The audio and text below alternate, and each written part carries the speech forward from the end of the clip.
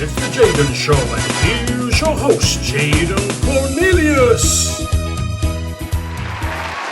It's Sunday. Oh no, it's not. Oh yes, it is. Oh no, it's not. Oh yes, it is. Obviously, my guest today has been a star of Panto Darling all over. She's bloody amazing. I've known this girl for a very, very long time. She's inspirational. She is super hard worker. She's always on it. She's always coming up with new projects, new exciting news, and I'm so chuffed for her because she's bloody wonderful. So I'm going to be going very shortly all the way to the north of England to talk to her, our very special guest. But before, let's see her in a bit of panto action, shall we?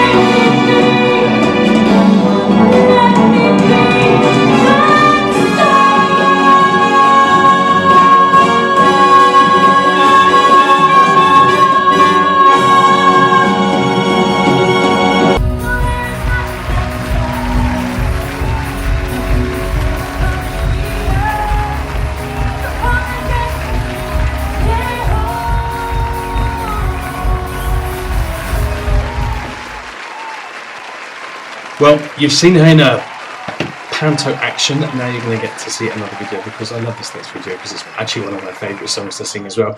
You're going to see her with her friend Trent Owers, I believe his name is Trent Owers, singing A Whole New World. Enjoy this, and then we'll go and meet our very special guest, Ionica Adriana.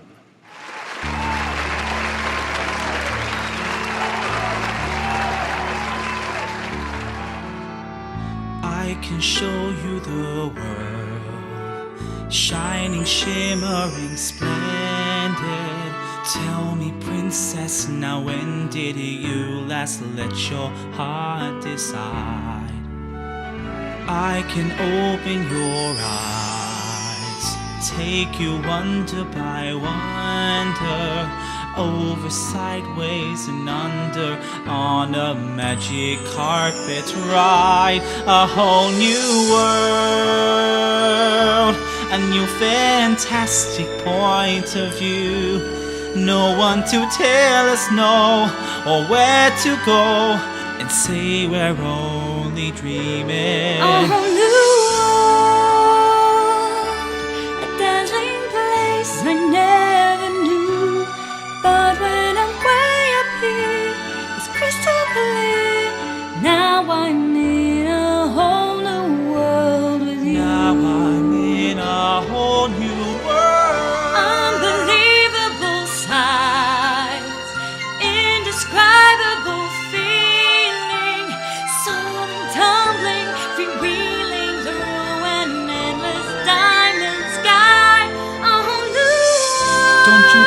Close your eyes. 100,000 Hold your breath, it things to gets see. better. I'm like a shooting star.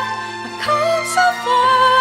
I can't go back to where I used to be. Every turn is surprise. With new horizons Every to moment, pursue. red letter, I'll chase you anywhere. There's time to spare. Let me share this whole new world with you.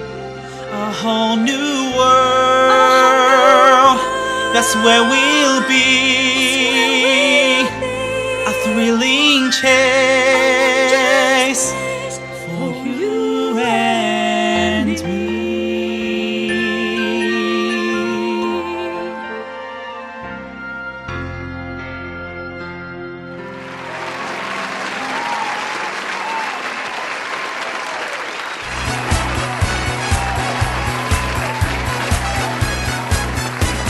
Ionica Adriana, bienvenido to the Jaden Show. At last we meet, darling. It's been ages. How you doing, gorgeous girl? Good. Yeah? And you're looking fabulous. You are just such a smoothie. That's why I've always liked you. How's it going? Because you are like, I absolutely adore your posts. There's always new photos, always new happenings, always exciting news. Like, I'm kind of living my life through you a bit at the moment. I'm like, what's she doing next? What's she doing next? What is going on, mate? Because like you've come from like really humble starts to kind of like, you are kicking some celebrity ass at the moment, right?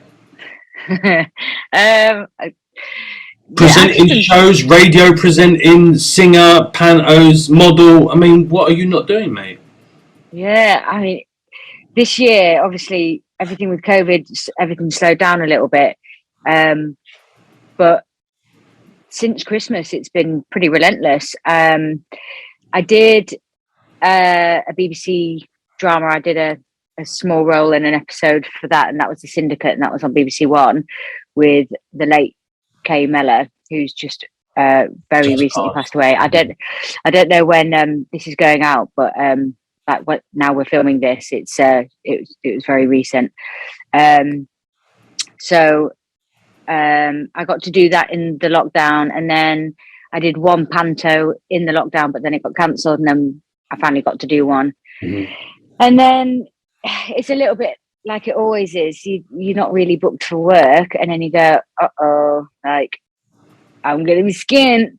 And then as soon as I came out of panto, I literally had no plans. I do photography and videography alongside it. So I was like, try and get some more work of that. And then I got cast in a short film, which is called Glaciers. And that was released in March 2022. And that was it was with a guy called Joe and Steve, who actually both have been in Coronation Street, but people will know Steve Houston from the Full Monty. And just the most gorgeous souls, and just really lovely to be with. It was a short film, so the shoot was very short, and I came in on the third day, and just so gorgeous in that.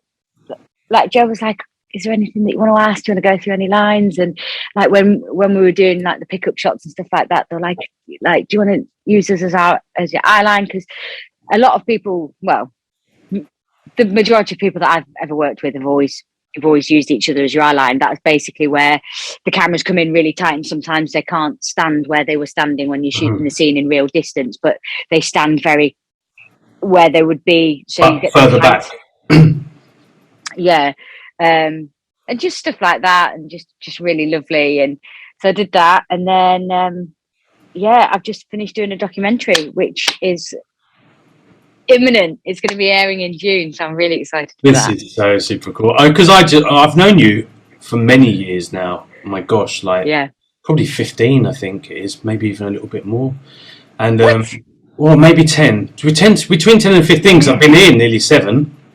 Yeah, lovely. I've known you for a long time, and you was this just really amazing, vivacious, confident powerhouse vocal that came and helped me with a charity show, and and it's just been so amazing. Oh gosh, I was still at college then. I know, and living up north, you weren't even. I mean, you're back up north now, aren't you? Or are you still in London? Yeah, I'm Between the up two. here, but work, wherever work is, really. Yeah, but no, just like this, this girl just so on fire for the things that she adored and was passionate about, and now just watching you, you've done BBC radio presenting. It's just amazing. I get a real kick out of like, oh, this girl is doing what she set out to do, mate.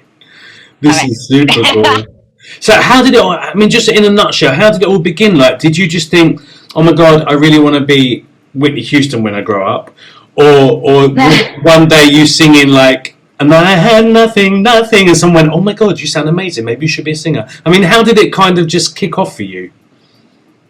I actually never did acting, or like I did drama clubs and stuff like that when I was growing up, but like I never wanted to be an actor. I always thought I was going to do sport professionally, and then I absolutely loved gymnastics, and I always thought, I want to go to the Olympics, like everybody says, and I'm in everything that I've ever done actually in my life. It's going for the top. I continued, yeah.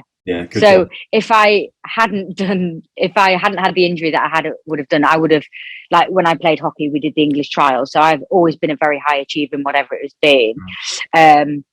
I'm making like it out like I was some crazy ass, really great gymnast. I wasn't. It was but had I have continued and gone on to, I would have wanted to do. You would have done, yeah. You always aim for the sky because the ceiling's not high enough. Yeah. Absolutely, exactly. Yeah, I like that. That's good. So I had a horse riding accident, and then I knew really that I would never really do it professionally, because once you have an injury of a certain level, really, do you think you could be able to do it? And also, I've never really ever thought of a career growing up, because I just, like in everything in my life, I've just kind of gone, okay, let's do this now. So I actually went to York College to do photography, which was an A-level. So in England, you do GCSEs, then you do A-level, which is 2 years. So you finish 16, and then 16 to 18 is A-level, and then you do university. Yeah. If you want, you don't have to. So then when I went to York College, I was going to do 1A. You have to do 4. So I picked my first A-level, and that was going to be photography. I knew that I didn't want to go into full-time work yet, so that's why I chose to go to college. And I didn't really know what else to do. And so the musical theatre course came up, and I was like, well, okay, so what's the closest thing to gymnastics? Dance. I've never really danced. I quite like singing, but I've never really sang. And I've done acting through school, and I did drama GCSE, so I picked that. And then they said, actually, on the day, you're going to have to choose between photography and that, because that's a BTEC and that's an A-level. So BTEC is 4 A-levels in one, so you can't do both together. And so I was like, okay, I'll do the musical theatre. And then I really loved it. Never even then just thought I would do it as a career. It was just kind of like, I've always been very much like, whatever is good for your soul, do that at that time. And then I was one of the only people to get into drama school, when I was told by many people that I would not get in. And they told us on our first day of East 15, they were like, 4,000 people have auditioned for this course, and you've got into a class of 16. Like you're doing just good. Know that. Yeah. And well, kind of just like, this is a really big deal. Like, don't throw this opportunity away. And then that's when I realised, I was like, because everyone says it's really hard to get into drama school, and everyone's like, oh, you won't get in at 18, like you've never wanted to act, and all the rest of it. So you go in really just going, oh, give it a whirl. And then when you do, you're like, oh. Maybe I need to rethink this seriously. Yeah, maybe I need to take it seriously. And then I really, like, at college, I really fell in love with it. And then when I was at drama school, then you learn that, all right, okay, this is the time where you go, is this going to be a job for me? Obviously, you can't plan whether you're going to get employed when you leave, but you make the decision then. You go, okay, yeah, I need to take it seriously now. And getting into a drama school in England is very hard, and the training is incredible. And I was very lucky to get in. And then a few complications down the line. I left early, and then I went back into training to do musical theatre, because I wanted to sing a bit more, because I did the stage combat at East 15, and it was a very niche course. And then I was going to West End auditions, and I didn't even know literally the basics, like a pirouette. So doing one on the left and the right, I was like, So I went back into training, and then I worked as soon as I graduated. Oh, you know more than me. I thought a pirouette was a French mime. So. Could be. And here you are. Yes, exactly. That's amazing, though. So it wasn't like you were like, Christina Aguilera auditioning for Disney Channel at 3 years old. No. It actually kind of, not that it came late because you were still young and still kind of budding, but the fact that, it kind of did come late, I guess, because you went set out to do something completely different and almost fate led you that way, right? Yeah. And actually, going into training later, because everybody wants to get into drama school when they're 18, going back into it after I'd been at age 15, it's like anything, I think, when you get on later in life. I'm sounding like I'm 80, but you know what you want, but you also know what you don't want. Yeah, absolutely. And I think that they come in equal measure of importance, because it's what you won't stand for in your life or your personal life, or whatever it is, and what you do want. And being in a class of girls that have danced since they're 2, God, that makes you work your bollocks off, because you're like, I will be competing with this when I graduate. Yeah. Like, they're going to be next to me in the line at the audition. Like, I'm going to have to like pick up my shit, because I did not start having my first proper musical theatre training until really, I think I was like 24. Wow. Of degree level. Like, obviously I'd done it at York College, but so I was like, I need to work really hard. And I was behind in everything. From the tap to the jazz to the singing, and like, I was probably one of the stronger singers in the group that I went into for the school. But technique wise, I wasn't. I was awful, and I would always cry. I cried in every lesson, and I walked out in every lesson because I was just so painfully self-conscious, because I was so behind, and I'd just been given this opportunity because I got a scholarship, and it was just like, and then when people have faith in you, that's even worse, and you're like, oh, I can't let then you've got the whole, I don't want to disappoint. Yeah. So, but you've done it. You've done what you set out to do, and you're just constantly achieving it, constantly. I think it's amazing. Like, I was a singer. I still am a singer. But I was always too scared. I was always my confidence levels were way too shy, too low to do things. I always wanted to go into acting, but the thought of learning a script, even now, makes my throat go dry. Makes me feel like even my tongue's gone dry now. Even saying that, I used to have this reoccurring nightmare of I'll be about to go on stage, and I've had the script for like 6 weeks, but I've not had time to look at it, not even once. Right. And I'm already like, right, you're on, Jaden. And I'm standing there, and it's just everyone's looking at me, and I don't even know. I just know the first 2 words because that's all I managed to clock before they pushed me onto the stage. And that has been a recurring nightmare since my teens. Like, and even that, like, even talking about that now, my tongue was starting to go like that when I was talking about acting. If it makes you feel any better, drink. It just happens in real life, and I have done that in many a panto. So really? Do it. Yeah. Okay, that's not a career choice for me. Then I feel I just think we're seeing being a British boy of ballads in Mexico. I think that's good enough for me. Yeah. So how was it like? Because obviously going from panto and acting. All your acting is very, very diversified. So, I mean, your panto is like eyes and teeth, baby. Look at me. We're in the world of entertainment and fantasy, because it's all about, that whole kind of recreating another world to the person that's sitting in front of you. Mm-hmm. And then you almost have to calm it down when you're doing film, because you can't be all eyes and teeth, because then you look really fake and stupid. So you have to be more real. How did you deal with that transition of kind of having to be jazz hands and smiles to kind of actually more real in the film work that you're doing? Or did it come naturally? No. So I always said that I would never do stage work, because the stage fright was just so debilitating. And then actually my first long contract was panto, and I was like, actually, I mean, the stage fright is still horrific, but I would never not say yes to stage again. It's people telling you, don't do that. So I did a short film. I think it was just before I went into panto, actually, because I did like I played a barmaid in Holby City for a day, and then I went into a short film, and then I went into panto in about, I think it was over like a 6-week period. All of that happened, and they would just, the director would be like, can you just not do that with your face.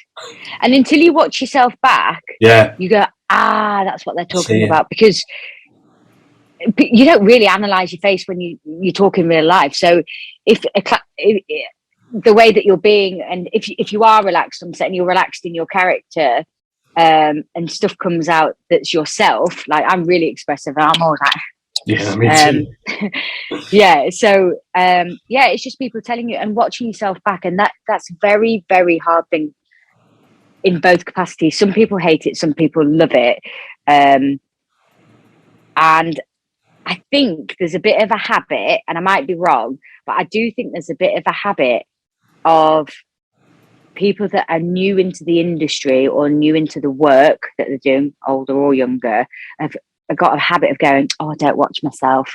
And I think it's from people that have been in the industry a very long time, like when you see Judi Dench or Sarah Lancashire or whatever, and they say they don't watch themselves. I feel like it's a little bit like it's learned behaviour. And actually it's very important to watch yourself back, because then you see things that you don't actually necessarily know that you're doing in real life when you're talking to someone. So like I've just gestured now, you wouldn't do that if you, exactly. But it's quite interesting though, because when I was younger, I would always watch myself back, because and especially with dance, because I wasn't a dancer, but I danced because I was a pop star, so, and I might think that these arms are completely level, but they're doing that. So it was good to watch, because then I need to make sure that when I'm doing stuff, it's kind of, it's crisp. And then it got to a stage where I hadn't done anything for a while, and I shot a video a year ago here doing my, I told you about it. I saw this. And I watched it. I saw it. Did you see it? Oh, cool. Yeah. And for my new single, Without Me, I'm featured on the Black Sea Carnage track. But anyway, I watched the video,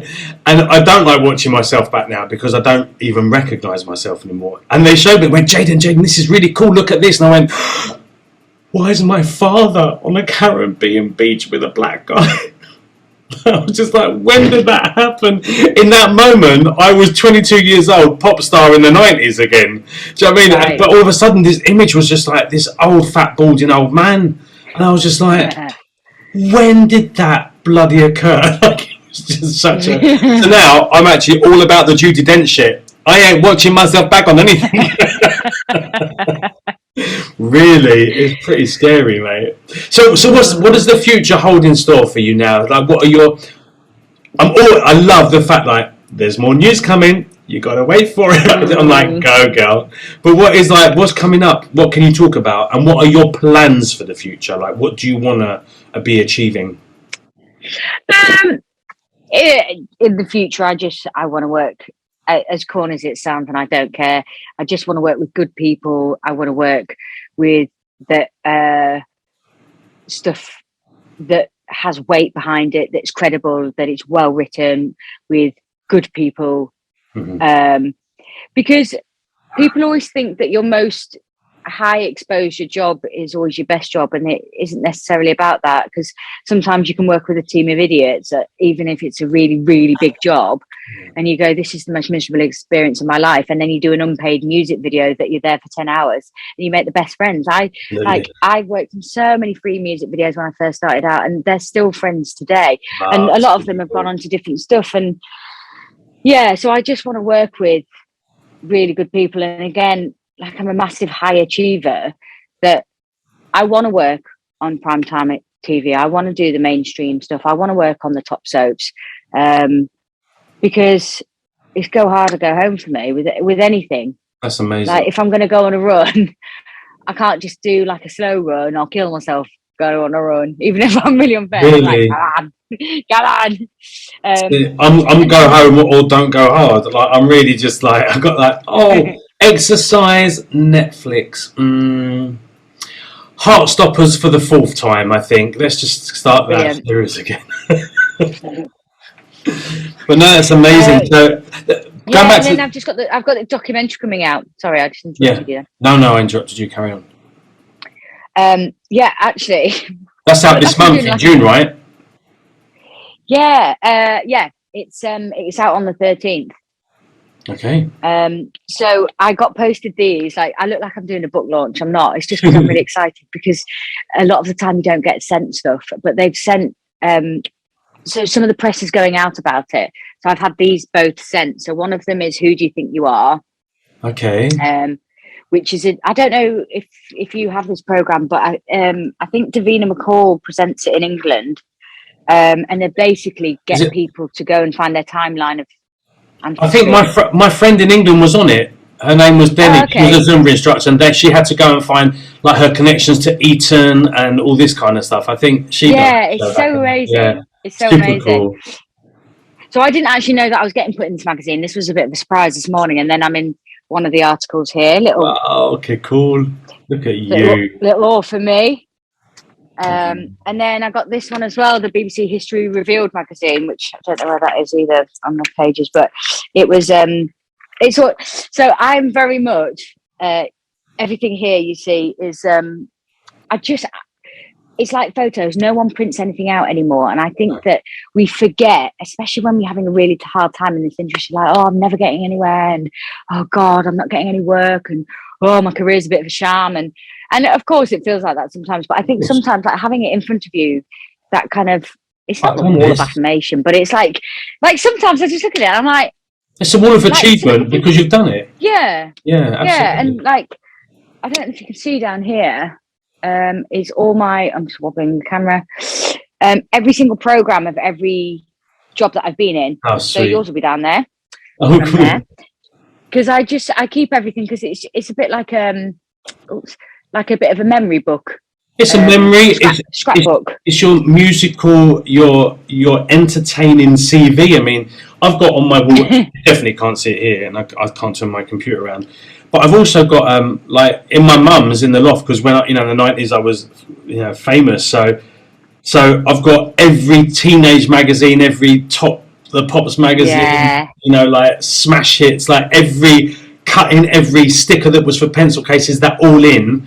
I've got like 5 scrapbooks. Now I kind of just like I have a different attitude to the whole thing, but it's amazing because now I look at that, and that was before internet, so there's no proof that all the things that I say I've done that, like, well, I can show you actually. I'll go to my mum's attic and show you that I had been on Blue Peter twice. Thank you very much. Oh gosh. I was Blue Peter's very first music documentary ever. They turned down Take That, and then I had 7 minutes of their show. I had 15 minutes of their show. How to Become a Pop Star with Jaden Williams at the time. Yeah. So where can I find this? Is this on YouTube? I think they might be on my YouTube actually, but I was also Simon Cowell's very first interview. He was still working for Arista Records in Putney at the time, and I had to go into his office and chat to him. It was all filmed, and he said, we like Jaden, we like how he looks, we love his voice, but we didn't like the material he brought us. But if he gets like, if he gets seen by like 10,000 people, we'll sign him. I've been seen by, I think, the last time I've done like an estimated count of all TV and festivals and stuff, like over 308 million people I've gigged in front of in my 30 years, and I've done over 7,000 shows in 30 years. So I've worked it, sister. I've done my little bit. Do you know what I mean?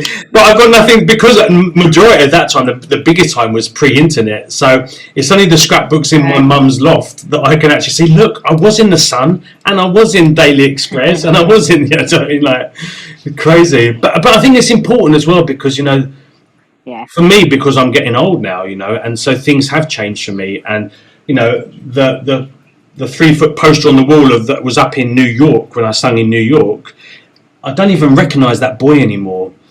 But it's nice to have that. But it's really nice. And I see videos on my YouTube. I found all my old VHS videos and put them onto my YouTube of the dance rehearsals and like a celebrity gig we'd done at the Grand Hotel in Brighton for the Born Free Foundation and the photo shoot for the album. I put it all on my YouTube, and I'm watching it like, amazing. That is. There's a really pretty skinny blonde boy and 2 beautiful girls and another dark hair, and I was like, oh my God, I'd love to be him. And I was like, it's me. Bizarre, mate. So it's so important to keep a trace of your achievements and the things that you do, which are examples of you living your passion. Yeah, definitely. Because it's always about moving forward as well. So and the thing is, if I decided that I didn't want to do this, that it isn't forgotten, like you've said, like you're looking back in a different place in your life and you still have those memories, and it's I think it's just nice to You almost erase your past if you don't, I think. Well, I think not on purpose, I think, because it goes so fucking quick. Not on purpose, yeah, of course. Because all of a sudden, all of a sudden, I've been living in Mexico nearly 7 years. Do you know what I mean? Like, That's what? insane. Like, when did that happen? You know, Yeah. like, I still feel like I'm a tourist sometimes, and because life is just like that. Because when you're actively searching, actively working, being proactive, you're always looking at the next. Yeah. You don't normally sit down and collect the data from the past. So it's really good to have the opportunity. You know exactly what you're doing is you have that around you, so you know that you're always climbing that ladder. They say the destination is the journey, or the journey is the destination. It's not about now I am famous, now I'm rocking it, now I've got my mansion and swimming pool. It's every step on the way is you becoming more of you. The people that you're, like you said, you're friends with the people in the music videos you've done 10 years ago. Do you know what I mean? Like the people, the tribe that you're attracting is sometimes way more important than the money that's going into your bank. For sure. You know? Yeah, I mean, the money helps. You know? Right. I'm gonna let you, but I know you're a super busy girl and it's also crazy late in England at the moment. But however, highlight of your career, darling, apart from singing with Jaden in Berkshire. Well, there we go. I mean, that was it. There's nothing else to say. Okay, the second highlight of your career. Okay, the second highlight of my career. Oh gosh. I think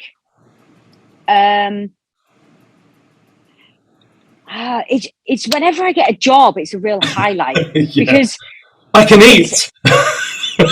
well, there's that as well. But you don't audition for stuff that you don't want. I mean, you do when you first graduate because you're always really hungry for work. But like now, I'm not picky or choosy, but like me and my agent will talk and go, would you like to audition for this? I've got a casting for this. Do you want to go for that kind of thing? So there's a little bit much more room for, instead of when you first graduate, I'll go to a cruise audition where you have to be 5'8". I'm 5'2". Of course I'm never gonna get that job. Anyway, but it's when you get that job and little like surprises happen. Like I was when I did the Syndicate, I think on the call sheet Kay wasn't supposed to be directing that day. I think, if I'm right in saying this. And then she was there on set and I was like, play it cool. I didn't play it cool, but it's okay.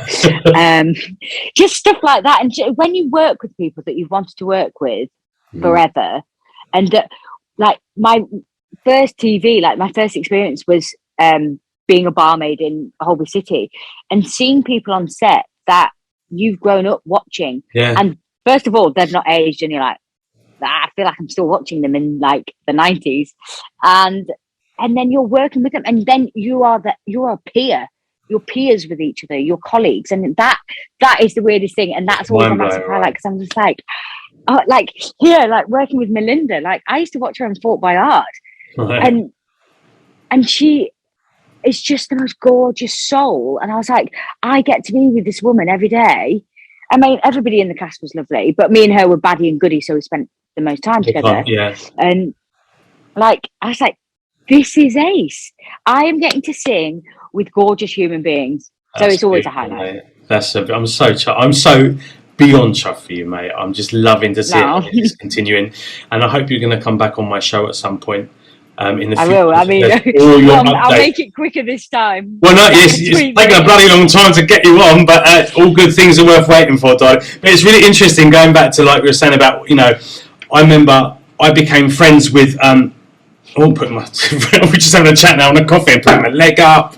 Anyway, so I remember I was friends with, still am friends with a guy who played Tiffany's brother in EastEnders, and it was him. Okay. It was I think the second gay couple in EastEnders back in the day. And we were good mates. We met when I was famous because I sung at a convention in the Grand Hotel with like Martin Clunes, Joanna Lumley, the whole cast of Coronation Street, blah blah blah. And it was really interesting going on stage.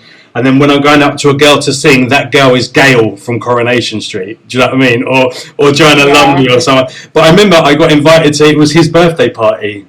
And he said, oh, come to my birthday. I'm like, yeah. So we went as a pop group, like, as a group to his birthday party. And I was like, everyone here is the whole cast of EastEnders. I was the biggest EastEnders fan, so I'm kind of dancing up against Giuseppe and Carol, who played Bianca's mum. She was like rubbing my chest, going, "Oh, you're such a lovely boy," because she was like a little bit. It was just like, this is beyond surreal. Crazy. Like these are people that, even though I'm progressing in my career and working with phenomenal people, I'm still watching them as a fan every Tuesday and Thursday.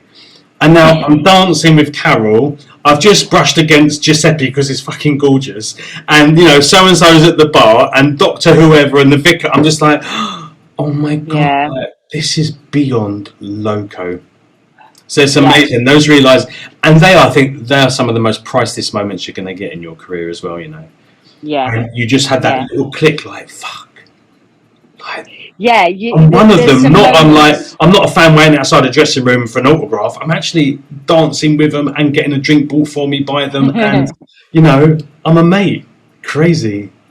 It's weird when you talk to people about your job, because I got booked to sing. I was singing at an event, and Chelsea Norris, who's the BBC Manchester presenter, she was a former presenter at the BBC, and I think she did the breakfast show, and she was hosting the event that I was singing at the Hilton in Manchester, and she was doing another event 2 weeks later at the Hilton in Manchester, I think, also very close in timeline. So she said, "Oh, please would you come and sing for my event?" I was like, "Yeah, sure," because we shared a table, and I just really started at the BBC as well, so we had like a common ground. That's why we got put together and stuff like that. And then her event, was Gino D'Acampo's Ladies' Lunch, and you just turn up and you'll do the same. Like, you turn up and you want to do a good job. Like, it doesn't matter if it's like your nan's dog's cat, distant relation, or Gino D'Acampo. Like, you go in and you do your sound check and you want to do a good job. And then when you talk to people, they're like, "Oh my god, like I've always wanted to meet Gino or whoever it is in that capacity." And you're like, God, like I'm getting to do what so many people like would dream to meet that person. I'm like, oh my god, like it's moments like that, and I'm like, oh wow, yeah. Nice. And like when I go to like a premiere or something like that, like I went to the Wrinkle in Time premiere, and like Oprah Winfrey was there, and Ava DuVernay and Reese Witherspoon, and I'm like, I'm breathing the same air. I sat a row in front of Princess Diana, mate, at the 1836 Gerard Jour premiere. I was like, oh my god, that's Princess Diana. It's crazy. Crazy, mate. Listen, let's call it a day for now, but I'm going to have you back soon because we need to be talking about the other future stuff. Where can people find you?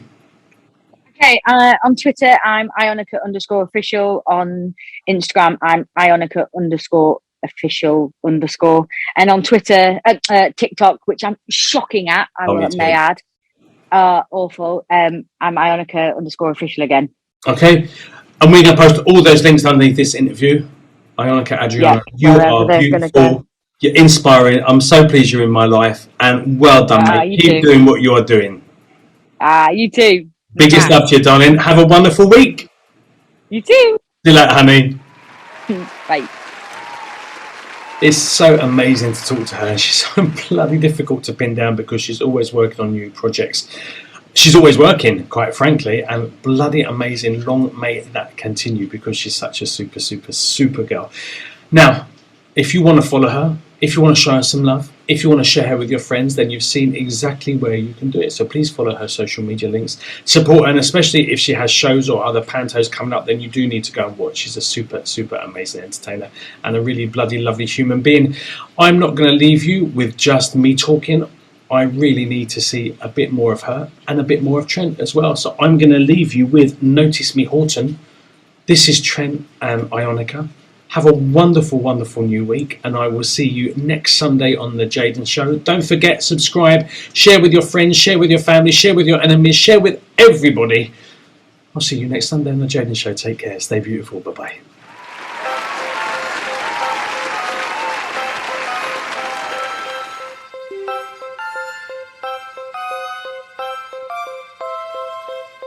Taking all my courage to approach, not to mention all the standards, taking me to cross the hills and deserts. But I feel as if I'm ready to confess you the feelings that I've hidden with great diligence and labor. Behind the facade, the odd little next door neighbor. My eyes are too small, I'm very large feet. I'm not very proud of my pitiful tweet.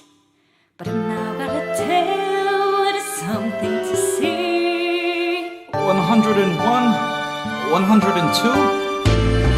Notice me, Horton, feather by feather. This is your next door neighbor calling. Notice me, Horton, working together, we could be great. Oh, notice me, Horton, put down the clover. This is your next door neighbor calling. There's a new leaf, your neighbors turn over. Over and over, clover by clover. I was just a no one only yesterday. You showed up and showed me something more. I've become the someone who has someone to believe in and to breathe in for.